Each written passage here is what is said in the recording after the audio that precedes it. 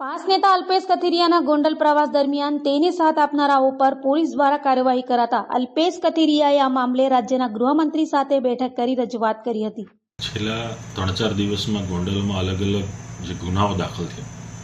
એમાં જે પણ મુખ્ય વ્યક્તિ છે એની ધરપકડ કરે એમાં અમને કોઈ વાંધો નથી, પણ જે વ્યક્તિને કંઈ લેવા દેવા નથી, માત્ર અમારી સાથે સમર્થનમાં હોય,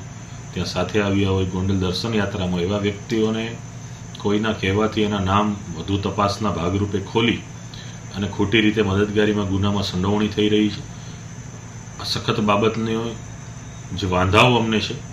પોલીસની જે કામગીરી છે, પોલીસ જે એસોલ્ટ કરી રહી છે, આવા વ્યક્તિઓને શારીરિક, માનસિક રીતે, આર્થિક રીતે, ધંધાકીય રીતે તોડવાનું જે પોલીસ કામગીરી કરી રહી છે એની વિગતવાર રિપોર્ટ સાથેની વાત અમે ગૃહ રાજ્યમંત્રીશ્રીને કરી છે અને આ બાબતે અમને સંપૂર્ણપણે આશા છે કે આવનારા દિવસોમાં ખાખીની આડમાં, વર્દીની આડમાં જે વ્યક્તિઓએ આવા કૃત્ય કર્યા છે એ તમામ લોકોને એનું ફળ ભોગવવું પડશે।